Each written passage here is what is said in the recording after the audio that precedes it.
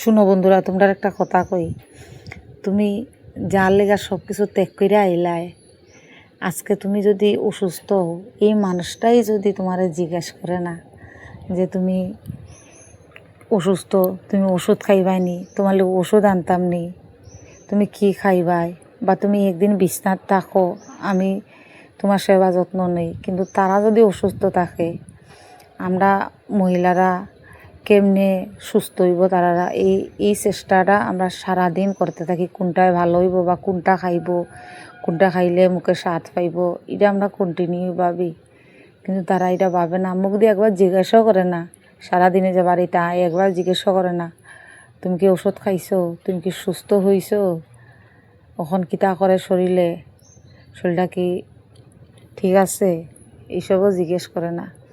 ভালো সময় তো জিজ্ঞেস করেই না, আর অসুস্থ হইলে তো তখন আরও বোঝা যায় যে কে আপন আর কে পর। আপন কেউই নাই সংসার, মা বাবা ছাড়া এই দুনিয়ার মধ্যে আপন কেউই নাই বন্ধুরা। কারণ পরের বাড়ি আইয়া তুমি যতই গাধার মতো খাটো না কেনে, তার কাছে তুমি কোনোদিনও আপন হইতে পারতাই না।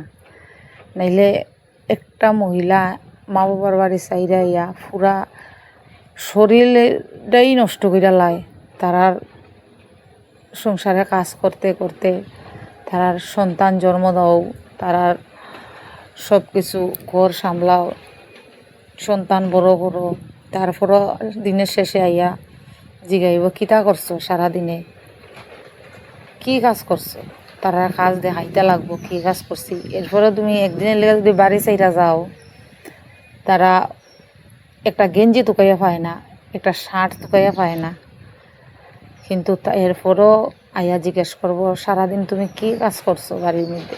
তো এটাই বন্ধুরা।